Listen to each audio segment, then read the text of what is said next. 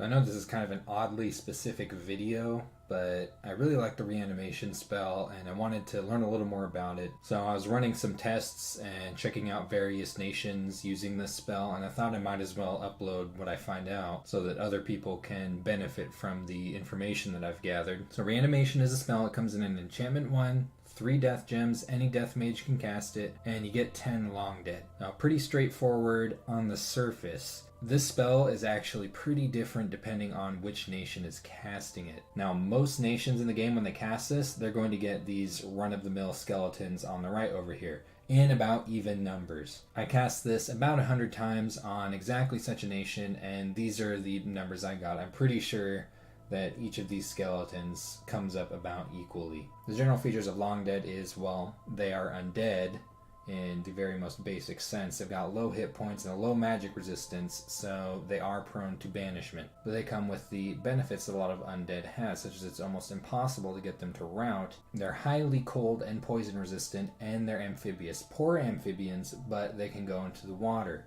And they've got spirit sight, so actually in some instances when you're fighting something under the water, you're taking about the same stat penalties except for combat speed. You're going to get halved combat speed as a poor amphibian. But if you're fighting in like deep ocean against something that doesn't have dark vision in the water, you're taking about the same stat penalties as they are. So yeah, skeletons are kind of weak. It's not enormously reliable that you're going to get skeletons that are useful to you when you cast this. They cost death gems. Death gems are important. So why would you cast this? Why am I making this video? Well, this comes really early on, only enchantment 1.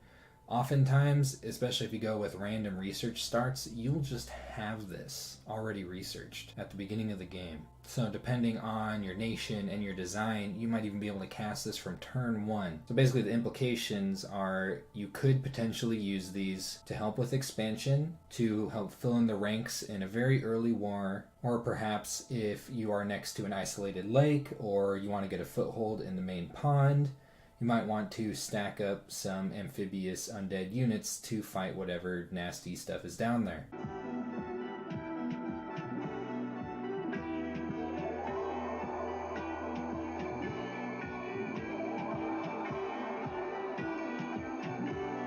And longdead hold buffs just like any other unit does. If you've got the right mages and the right paths, you can buff these up pretty well. So they are, of course, highly situational, and in most games, you're probably not going to be using this spell unless you are planning to in the early game, which is something that EA Ulm used to do fairly frequently, though I'm not sure if they still do anymore, as there's been a recent change to their longdead. But I just thought that it's really cool that this spell can vary dramatically depending on the nation that's casting it. So I went through with all the nations that have easy access to death mages and guaranteed death gem access in the early game, as in having death gems in their capital sites, as well as a couple of other nations. And I went through and cast this spell 10 times just to see what would come up. And I did discover a few things that surprised me. There were a couple of nations that I had no idea reanimation was as powerful on. Not all nations are created equal when it comes to the reanimation spell. Some are dramatically better than other nations at casting this spell. These right here are most of the nations that I ran tests on. There are a few extras that I did just because I was curious about what would pop up. All of these nations have access to death mages fairly easily, and then they have death gems on their capital sites. These rows of death gems correspond with how many that nation gets from their capital sites. So this is just for reference. If you see a nation here that you play fairly often, you never really thought about casting reanimation with them. Most of these nations in this list, with a few exceptions, I think you should at least keep in the back of your mind that you can cast this spell in the early game if you need to, and that sometimes there are good reasons to. Like, it obviously would be pretty strange for like Lanka or Therados or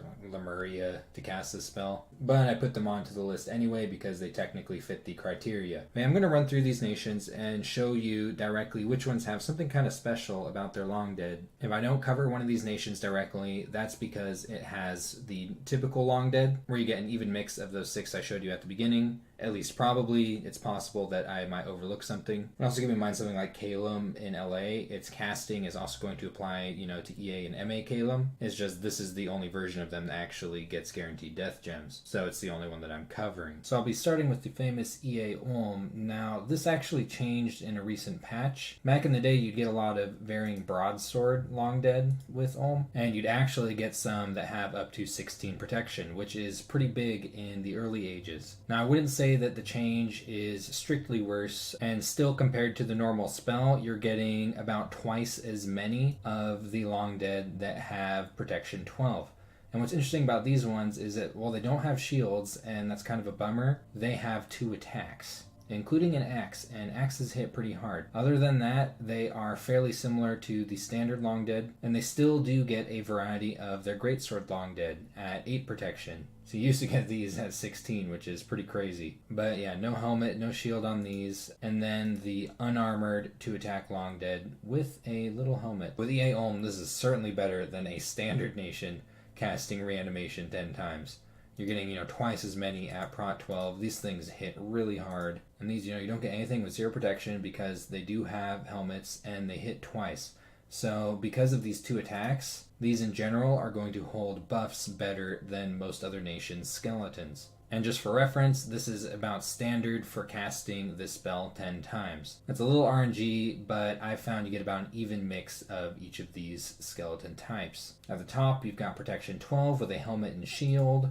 Then you get a similar variety at 8 protection with no helmet. Then you get the helmetless spear holder. The difference between these two right here is that this one's just kind of worse. It has lower defense, its attack is less accurate and does less damage, but it is, slightly longer length, which has some relevance to things like repelling and getting around certain abilities that things have. But in general, this is the better longdead. Then you've got a sword skelly that's armored at protection 8, but no shield, no helmet. And then you get to the protection 0, just naked skeletons holding weapons. You got the sword and the spear variety. And now you might be able to see kind of why EA Ulm skeletons are pretty nice. You get a protection 12 variety much more often, and then your bad skeletons still have 2 attacks and helmets. So when it comes to consistency and the fact that they have 2 attacks, the new ones are better than the old ones. It's just you don't get the super ridiculous protection holding greatswords type skeletons with it anymore. So Katissa's got something interesting going on. All of their longdead are lizards. The way these tend to differ from regular longdead, at least when it comes to all of them, are they have 1 more HP and slightly higher magic resistance. And their combat speed is a little bit different as well. The naked spear-holding variety seems to be twice as common as the rest of these, so since there's 5 varieties, it's just kind of taking the spot of both sword and spear-holding naked skeletons in typical nations that cast this spell. But when it comes to their more special stuff, these are, they're nice. It's kind of a bummer that they don't get the swords that regular heavy-armored longdead have, but at least they have high protection. And then you've got the helmetless variety down here, with much lower protection. But then the warrior longdead is actually fairly good. These things have 2 more hit points than normal longdead. They still have that little bonus to the MR, and they've got 2 attacks, one of which does 20 damage. That's pretty good. Now, of course, this one doesn't have any protection, but 7 protection, that's acceptable. That's better than nothing. They're not strictly better than regular longdead. You are getting better average protection from normal longdead. Like half of your stuff is 0 protection as opposed to a third, and then all but a 6th is 7 protection or lower, and you're missing the swords, but you do get higher magic resistance and you get these nice 2-attack warriors. Now the Niflheim line of nations is also fairly unique. Half of what you get from casting reanimation is the typical lineup that most nations get, but the other half of the longdead you get are these giants. You'll notice out of 10 castings, I got 52 of these. I'm thinking that these come in at about 50% of the time. And they're all the same. They have 3 times the amount of HP as a typical longdead. Their MR is slightly higher. They always have 6 protection, so their protection isn't quite as great, and they're not wearing a helmet, but they hit super hard with a length 4 weapon. And they've also got that giant bonus on map move compared to most typical longdead,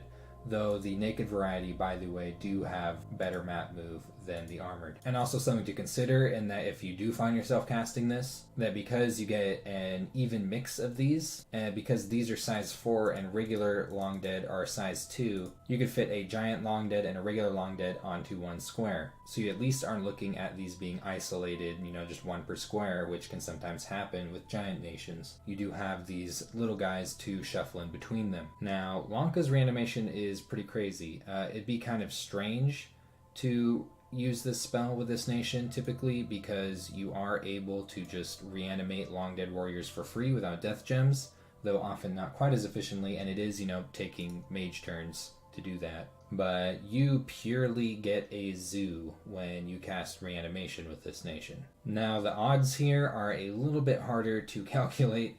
There's 7 varieties that you're getting, and compared to standard long dead, they vary drastically in their quality. Also of note, when you are using reanimation, say with reanimator priests, you are getting some humans shuffled in there. And that's not the case if you just cast reanimation. You're getting pure monkeys. Up here you've got these bandars with HP 11 and protection 10, and they hit super hard. And the cudgel variety, though they don't have shields, have higher protection at 12 and hit even harder. These things can absolutely pound stuff right into the ground.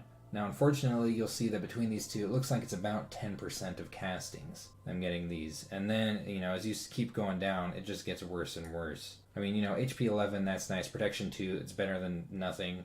And they still hit hard. And then you back down to standard HP with these, but 11 protection, not bad. It could be worse. These do almost as well as the swords. I think they're slightly lower attack value than the swords. But then, like 60% of castings are stuff that's down here. And these right here are almost exactly like the naked human long dead with the swords, except they do have, one more point of protection. And then you just got this guy who can just punch stuff, and that's it. And then, it's just abysmal. I mean, these could catch lances, I guess. It's not like they're completely useless. But look, like a third of what you're getting are these little Mercata long dead. That is abysmal. So overall, I think there's not really a lot of incentive to cast this spell with Lanka. I'm just kind of showing you the variety here, just because I find it interesting. Maybe you do too. And it is what you are getting when you use Reanimator Priests anyway, so it's not like it's irrelevant to the nation. It's just I'm specifically covering the Reanimation spell, and this is what you get. So, M.A. Celeria is kind of interesting. Once again, I'm not necessarily sure if you would cast this with this nation, because you do have Reanimator Priests, but this is like kind of an example of what you're getting with Reanimator Priests. This is an example of what you're getting with Reanimation. You're getting a 25% chance to get each of these shielded javelin throwing units. So these are super good. And there might be some niche cases where you do actually consider casting this at the beginning of the game. Now, what is really interesting about this, I think, is that this is the same for EA Ermor. EA Ermor's castings of the spell look exactly the same as this. You get 25% of each of these. And in the early ages, that's a lot more powerful. And I also think EA Ermor is the most likely to think about casting this in the early game, though it does not get those guaranteed death gems the way that this nation does. M.A. Ermor also has this same lineup here from Reanimation, though probably wouldn't be casting this with M.A. Ermor. Interestingly enough, L.A. Lemuria does not. L.A. Lemuria just has standard long dead, the things that kind of look like this up here. But anyway, these are super beefy at 16 protection, slightly higher magic resistance, slightly higher hit points, generally good damage, and it's nice because you get these, 25% of the time. These 12 protection, still well above average in the long dead range, and they've got javelins. That is so awesome. 16 damage sword attack, what's not to love? These are actually good long dead. 10 protection, still slightly above in the MR, still javelins, 14 damage attack, and then these down here, 3 protection. When that's your worst long dead, you can't really complain about that. With javelins, with shields. Do keep this in mind if you're an EA Ermor player. This is kind of cool, and once in a while this might actually come up in a game where you think about casting this. This is what you're getting with EA Armor. And you know, like 16 prot and like Javelin Longdead, that's pretty good in the early ages. And here are 10 castings as EA Armor, in case you didn't believe me. Now, Ashdod, and I presume the other line of nations that don't have as easy access to death gems in the early game, they've got a super cool thing going on. It's kind of like the Niflheim line of nations. They get the typical Longdead half the time, and the other half the time they're getting these, of which there are 4 varieties. And I'm kind of guessing that it's about 10% for each of these varieties. Even though, you know, I got 17 of these, I'm just guessing that that's RNG, just kind of looking at the numbers. I'm thinking these are about 10% each. So if I'm correct, about 4 out of 10 your Longdead are going to be these giants. Now, what kind of sets these apart from typical Longdead up here, other than being gigantic, is 20 HP, so 4 times the typical amount of HP, slightly higher MR. Obviously, they hit super hard, and they've got a little bit of fire resistance. All of these have some fire resistance. Normal Longdead doesn't have that. And they've also got pretty good protection. The main difference between this and this one down here is this one doesn't have a shield, and then you go down to these, which also don't have helmets, so they're down at 8 protection instead of 12. And then just naked, still a giant that hits super hard and has a lot more HP than regular Longdead. So super cool, definitely some of my favorite looking Longdead, though the tendency to get about 60% of these kind of blows. And then Nazca. I would say that this is probably the worst nation that I've come across for casting Reanimation. You get 2 varieties, each at about 50% of the time, always protection 0, never any shields, no helmets, nothing like that. Nothing that really separates them from typical naked Longdead, other than they've got the bones from wings, which look really cool, but they can't fly. It would be so cool if these things could fly. It would make up for everything. And you know, I get it. It's like, this shouldn't be able to fly, but I mean, it's a walking skeleton. Like, I mean, it's magic. Don't gotta explain shit. It wouldn't be that weird if these could fly, you know, but I'm just whining at this point. Yeah, Nazca, though, doesn't really have a reason to cast this spell in the first place, even if it wasn't terrible. Just kind of pointing out that the Nazcan Longdead are absolutely atrocious. Then we've got some interesting stuff going on in the late ages. With LA Ulm, what it seems to me is that about 75% of the time you're getting the typical 1 in 6 Longdead, but 25% of the time you're getting these, which EA Ulm used to get, which are 16 protection greatsword bad boys. So in general, you know, just slightly better than the typical castings of the spell. Nothing to really sing songs about. And now we're at Kalim's. Kalim's actually kind of suck. All of them are 0 protection, nothing special about their HP or MR or attacks. They're basically just like naked skeletons, except half of them have shields. And just like Nazca's, they don't fly. So these things are kind of a bummer, but they do still, you know, they look really cool with the skeletal wings. At least they've got that going for them. But Abyssea. Abyssea is one of the exceptions I was talking about, kind of like EA Armor, where I mentioned theirs is really cool, but they don't have that guaranteed death income at the beginning of the game. Abyssea does not have any guaranteed death income. They do have death mages, but Abyssea's got something really crazy going on with its Longdead. Check this out. So about 50% of the time, you're getting the 16 prot greatsword Longdead. And the other 50% of the time, you're getting 8 prot greatsword Longdead. Very, very consistent Longdead with LA Abyssea for whatever reason. Now this is competing with the Smolder Ghosts, and these cost 1 death gem apiece. And you know, they're 0 protection, but they've got 3 times the HP, a heat aura, they're ethereal, their attack does armor-piercing fire damage. These things are fairly powerful, but do consider that this nation actually has really powerful and consistent Longdead for whatever reason. I mean, you know, powerful for Longdead. But they are competing with this Summon Abyssian Ancestors spell, and for the cost of 50 of these, you could get 15 of these. And just for shits, I decided to include a Longdead fight. The thing you mind with the naked ones is because their armor isn't very good and they tend to just die, but they do have slightly higher combat speed, so you could potentially use them for hold and attack rear orders, though against barbarians it's usually not quite relevant. But yeah, I'm just casting Strength of Giants and Legions of Steel up here, and Wooden Warriors and Strength of Giants down here. Seeing how that goes. seemingly fairly well against barbarians. Against some more standard independents. Here's an example of that attack rear order. That's not making much of a difference anyway. It'd be something I think more to consider with players than independents. No, I mean, if you're using unsupported longdead, holy shit, that is a lot of elephants. But yeah, if you're using armies like this against players, especially someone like Uri, I mean, you're sniffing some weird shit. Excellent. You have done well, my pigeons. Already I feel the life returning to my tired and aching bones. I can feel it. I'm sitting.